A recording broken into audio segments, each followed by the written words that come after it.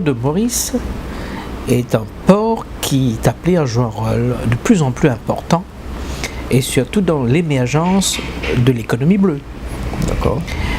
Et donc, c'est pourquoi le gouvernement a investi beaucoup, bien évidemment, à travers l'MPA, a investi dans la modernisation des infrastructures portuaires et dans le but d'augmenter l'attractivité du port. Avec ces gros investissements qui se sont survenus ces derniers temps dans la modernisation de l'infrastructure portuaire, c'est-à-dire avec allongement du quai et l'agrandissement du parc à conteneurs, et bien évidemment l'extension de la profondeur du chenal, et fait que le port de Maurice est le port le plus compétitif dans cette partie de l'océan Indien. Et dans une partie qui il est capable d'augmenter son captage en termes de trafic maritime. Alors, depuis que nous avons réalisé ces nouvelles infrastructures, ces nouvelles installations portuaires, nous constatons une augmentation assez sensible. Les investissements totaux avoisinent le 11 milliards de roupies, c'est-à-dire les gros projets réalisés et que je vous ai mentionné un peu plus tôt, et également les investissements dans les équipements manutentionnaires réalisés par Cargo Link Corporation et l'MPA. Donc, pour vous dire, depuis que nous avons investi dans ces gros projets, et nous constatons une ascendance vers la hausse. Je peux vous donner les chiffres qui ont été réalisés et par rapport à l'année dernière.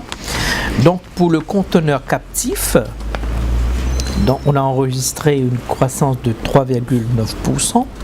C'est-à-dire par rapport à l'année correspondante. Et en ce qui concerne les conteneurs transbordés, donc nous avons réalisé une augmentation de 8%. Et aussi, quand on prend le 2 combiné, c'est-à-dire, on dit ça, le terme technique, c'est le container throughput, nous avons réalisé une croissance de 6,9%. Nous avons réalisé un très bon parcours. Mais il nous faut davantage d'investir. Et c'est pourquoi le gouvernement met l'emphase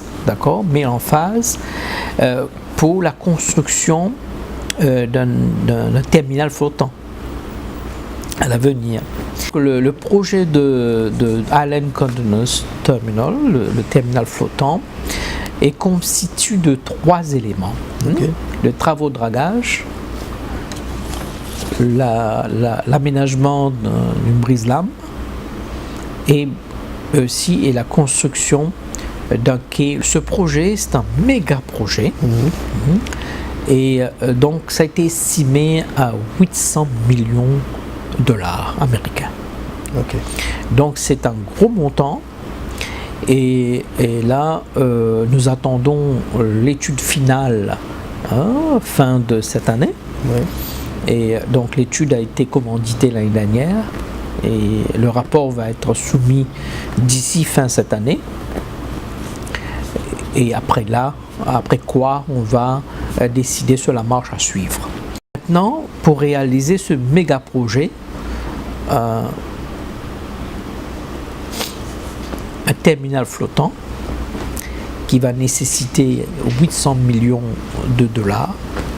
Et là, le gouvernement va songer sur le mode de financement.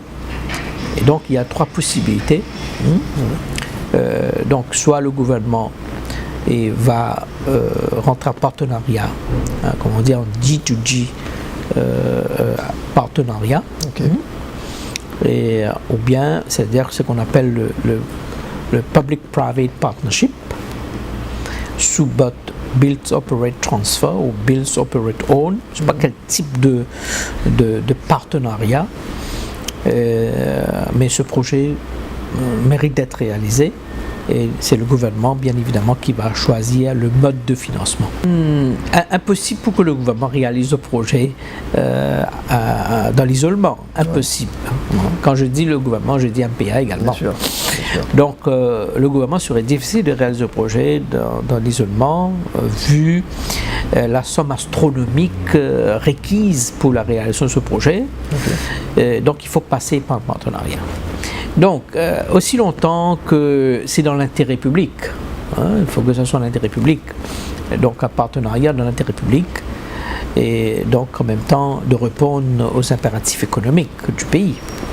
Je suis convaincu que le gouvernement ira de l'avant avec ce projet, parce que dans le rapport, il faut aussi mentionner dans le rapport, dans le plan directeur du port, et mention est faite que d'ici 2022, d'ici 2020 ou jusqu'au 2022 au maxi, le port va être saturé.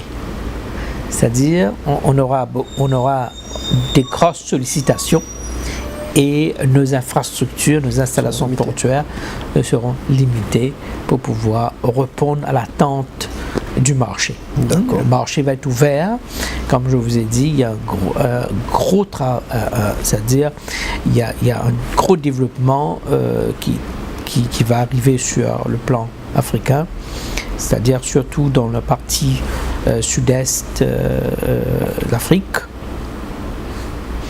Et donc il y a la grosse possibilité que le port de Maurice va être saturé, et en 2022 plus tard, et donc il nous faut bien évidemment être prêt à faire face à cette situation, et donc de travailler en amont et de pouvoir construire d'autres installations afin que nous pouvions répondre à cette attente.